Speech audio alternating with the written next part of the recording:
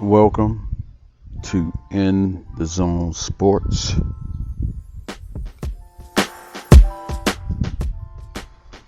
It's been a while, but there's a lot that has happened in the world of sports since the last time I've been with you guys.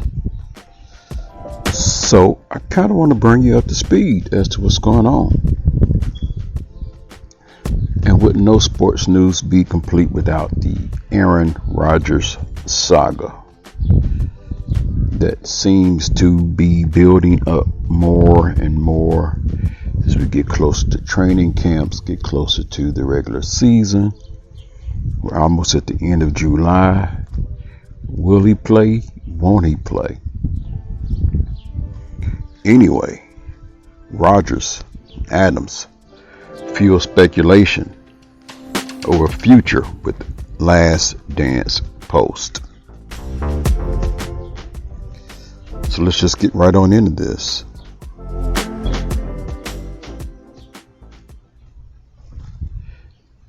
Aaron Rodgers and wide receiver Davante Adams created further speculation Friday night about their future with the Green Bay Packers.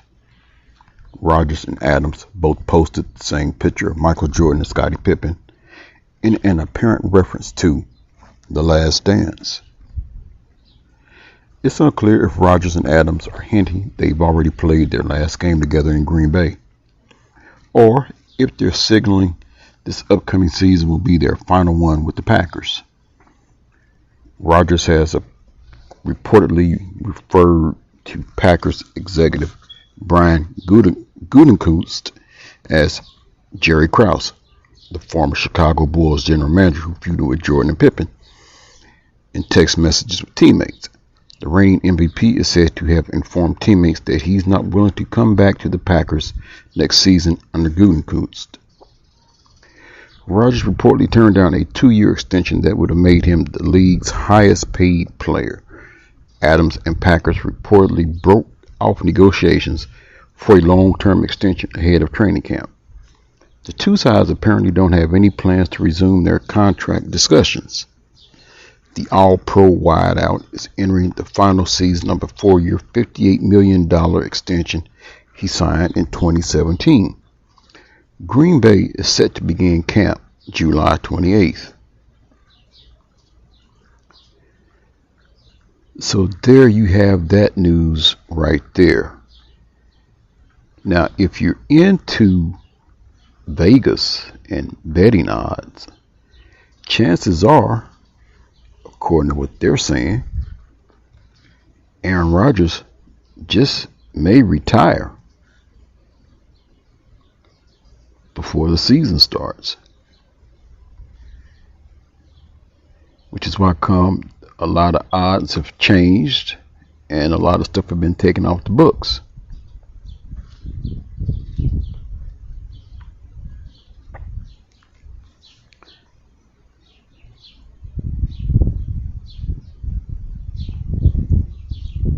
As we have a report here, sportsbooks reportedly brace for Aaron Rodgers' retirement. And this can get a little bit knee deep.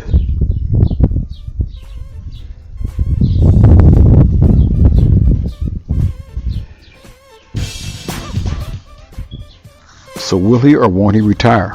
Let's see what they're saying out of Vegas, because Vegas has a way of getting information that even the sports public is not privy to. So Las Vegas usually knows what's going on. On Aaron Rodgers, Las Vegas reportedly thinks it knows what he'll be doing next. Via Bill Huber of SI.com, multiple books believe Rodgers will announce his retirement before Wednesday's initial practice of training camp. Per Huber, Westgate Sportsbook has closed all its NFC North markets, including projected wins, playoff odds, divisional odds, and weekly lines for the 4 division teams. PointsBet Sportsbook which not long ago put the Green Bay Packers over-under win total back on the board at 9, has once again removed Green Bay from the list of 32 teams. DraftKings also has removed the Green Bay Packers over-under win total, along with its Packers-related team specials. The other 31 teams have them. As one source with knowledge of the dynamics of the Rodgers situation said in response to these developments, Vegas oddsmakers tend to be pretty sharp. The source added that a lot of scenarios are in play and many factors will be relevant to the outcome. Rodgers has kept his card close to the vest. A retirement for 2021 would make sense, since it would help him avoid up to $2 million in fines for holding out of training camp. However, he'd still lose a $6.8 million roster bonus earned in March and payable each week of the 2021 regular season. He'd also be subject to repayment of $11.5 million in unearned signing bonus money for 2021. Some believe the Packers would never try to collect or successfully recover the $11.5 million. He then could unretire in 2022, with the Packers trading him and Rodgers resuming his career. So with that being said, it would appear as if Aaron Rodgers basically has the upper hand.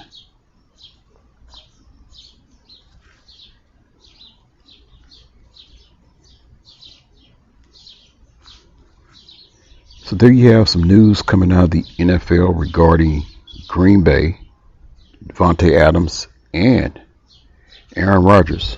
Like I said, no sports update would be complete without some Aaron Rodgers news.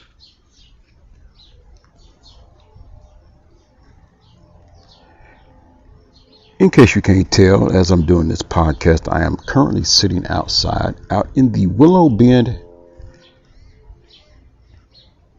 community, looking at Willow Bend Golf Course.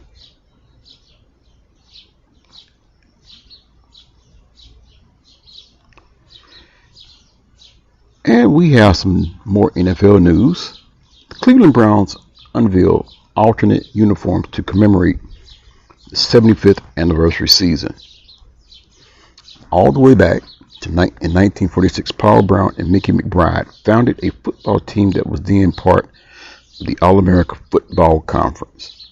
They named the team after Brown, who was also the team's first coach.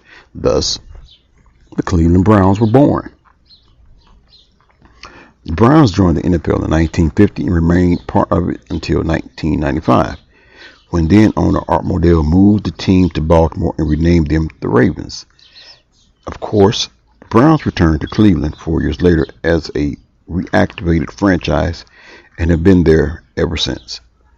So, while they've not played 75 seasons, the 2021 campaign is the 75th anniversary of the team's founding. And because it is, the team unveiled new 75th anniversary uniforms that will be worn on a handful of occasions during the 2021 season, according to the team's mobile app.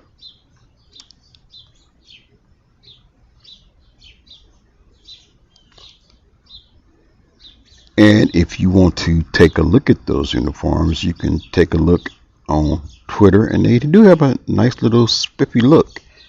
Kind of a retro, old school look.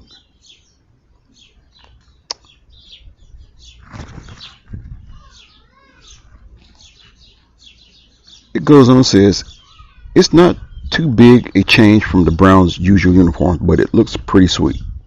There's no official word just yet on when exactly the Browns will be wearing them, but it sounds like we'll get multiple chances to see them in action. So the Browns are unveiling new uniforms, and like I say, they have a nice little touch to it.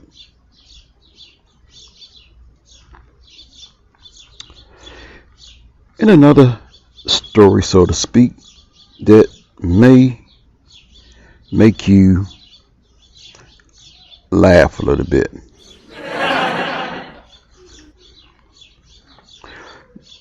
Story that happened back on July the 21st. Deion Sanders cuts SWAC Media Day interview short after taking issue with being called Dion. Yes, that's kind of like breaking news right there.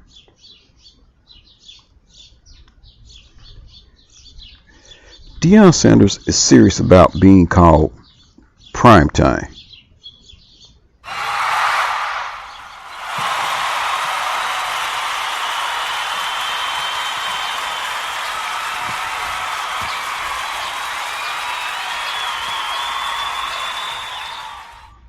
And I'm pretty sure that's the reaction he wants to when he walks into the room. Or at least about not being called by his first name.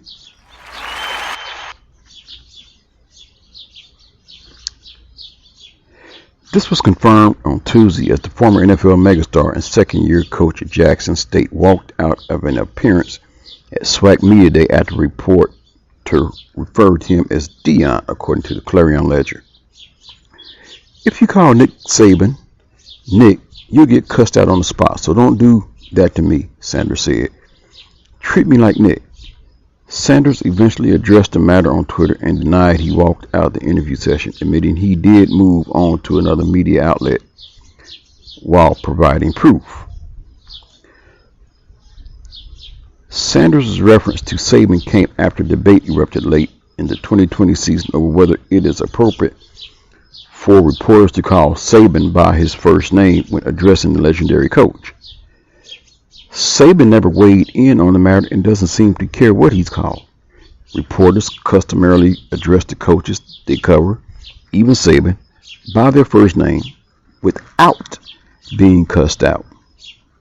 The Clarion Ledger reporter covering Jackson State on Tuesday told his newspaper that he calls everyone he interviews by their first name. Many reporters who regularly cover Alabama do the same, and do so without any quarrel from Saban.